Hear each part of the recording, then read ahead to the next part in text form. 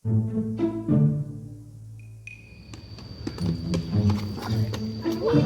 apa sih?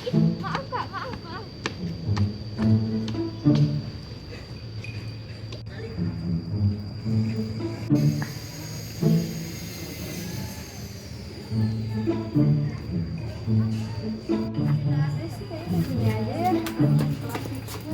Maaf telatnya. Ya udah selesai. Udah selesai gimana dong? Itu aja loh, kami nunggu kamu. Maafin. Kenapa sih terlambat? Acara apa? Tadi ada seniman jadi sama keluarga. Jadi gimana dong? Kita udah mau pulang. Oh, udah kelar masalahnya, Mbak. Maafin. Ya udah nggak apa-apa di rumah dulu.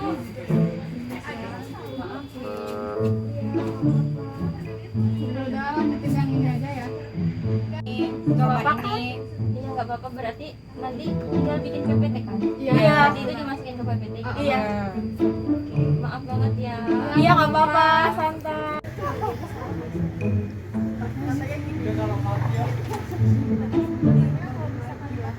Kayak gini nggak sih? Bukan ini harusnya dipindahin ke sini. Oh, ini sama Iya, di pengen sini. pipis. Ya, aku ke toilet dulu ya. Oh iya. Mau anterin dong. Hati-hati ya. Hati-hati ya.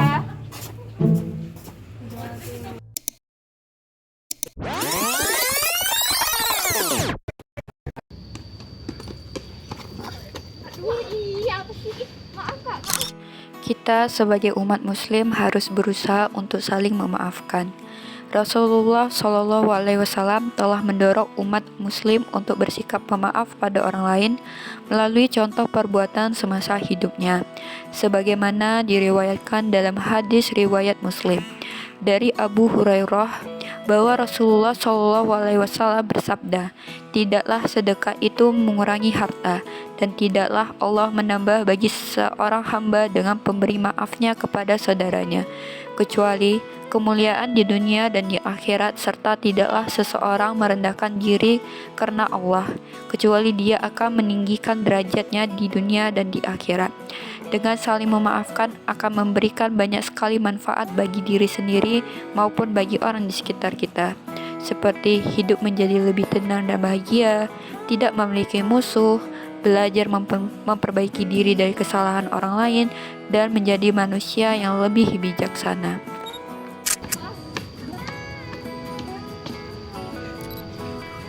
Selain memaafkan, meminta maaf juga membutuhkan keberanian yang luar biasa. Karena meminta maaf artinya kita mengakui kesalahan yang telah kita perbuat. Minta maaflah kepada orang di sekitar sebelum terlambat. Karena di hari akhir nanti semua kesalahan akan dipertanggungjawabkan. Yang mana dibahas dalam sebuah hadis riwayat Bukhari yang artinya Abu Hurairah berkata, telah bersabda Rasulullah Shallallahu Alaihi Wasallam, barang siapa pernah melakukan kezoliman terhadap saudaranya, baik menyangkut kehormatannya atau sesuatu yang lain, maka hendaklah ia meminta dihalalkan darinya hari ini, sebelum dinar dan dirham tidak berguna lagi di hari kiamat. Kelak jika dia memiliki amal soleh, akan diambil darinya seukuran kezolimannya.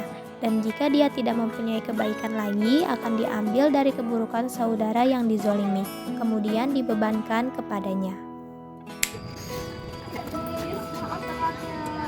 Ya udah selesai.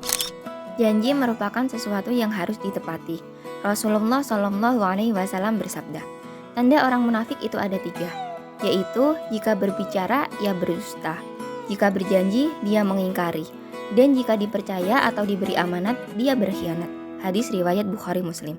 Maka dari hadis tersebut, tentu kita tidak mau termasuk ke dalam golongan orang munafik akibat suka ingkar terhadap janji yang dibuat.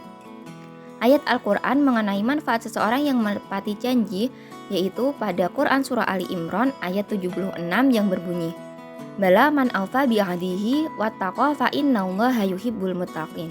Artinya, sebenarnya barang siapa menepati janji dan bertakwa, maka sungguh Allah menyintai orang-orang yang bertakwa.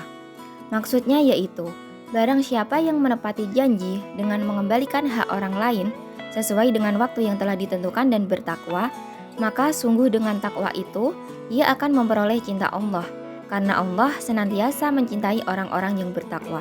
Hal ini menunjukkan bahwa menepati janji menjadi salah satu dari kriteria ketakwaan. Udah 2 jam loh hari Minggu kamu. Maaf, mereka terlambat. Acara apa? Tadi ada di sama keluarga. Ini gimana dong? Masih Faiz tadi kok bisa telat sih? Nggak tahu parah banget sih, karena udah lama banget ih. Kan kalau misalkan acara keluarga kayaknya nggak sampai segitunya nggak sih? Alasan doang dia mah tadi itu. Terus tadi bagiannya cuma dikit banget. Harusnya ditambahin nggak sih tugasnya? Iya, yang penting suruh dia nambahin resume gak sih? Apaan sih? Iya pasti kepo. Bayar ini jangan gitu.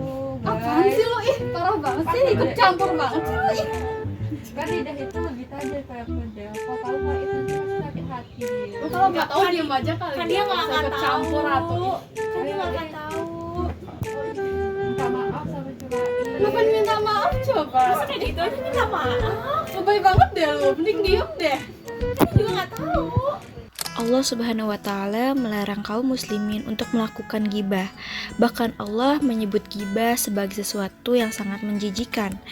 Allah menyamakan seseorang yang bergibah dengan orang yang memakan daging jenazah saudaranya sesama Muslim. Hal tersebut tertuang dalam Al-Quran pada surat Al-Hujurat ayat 12 yang artinya, "Wahai orang-orang yang beriman, jauhilah banyak dari prasangka, sesungguhnya sebagian prasangka itu dosa, dan janganlah kamu mencari-cari kesalahan orang lain, dan janganlah ada di antara kamu yang menggunjing sebagian dari yang lain. Apakah ada di antara kamu yang suka memakan daging saudaranya yang sudah mati? Tentu kamu merasa jijik, dan bertakwalah kepada Allah, sesungguhnya Allah Maha Penerima Taubat, Maha Penyayang." Di luka pesirnya lo biar isinya habis.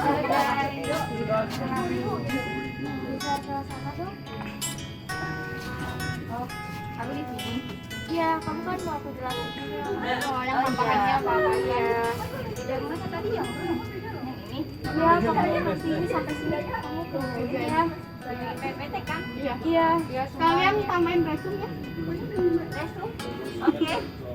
Ini formatnya salah gak sih? Berarti yang benar harusnya ini dirubah dulu ke yang bagian sini ya.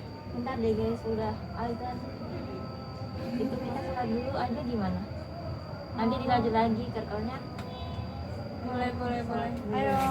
Tapi ini diberesin dulu. Gak usah, aku kan hari ini lagi nggak sholat. Dia aja. Ya udah yang nungguin dia. Kita titip ya barang-barangnya ya. Ini mau ditinggal nggak apa-apa?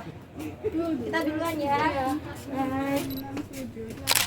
Allah Subhanahu wa Ta'ala memberlakukan kewajiban sholat 5 waktu berdasarkan waktu yang telah ditetapkan masing-masing. Sebagaimana dalam Quran Surat An-Nisa ayat 103 yang artinya, sesungguhnya sholat itu adalah fardu yang ditentukan waktunya atas orang-orang yang beriman. Sebaik-baiknya melaksanakan sholat adalah di awal waktu, atau ketika mendengar kumandang azan ataupun menyadari telah masuk waktu sholat. Hamba tersebut segera bergegas mempersiapkan segala sesuatunya untuk melaksanakan sholat.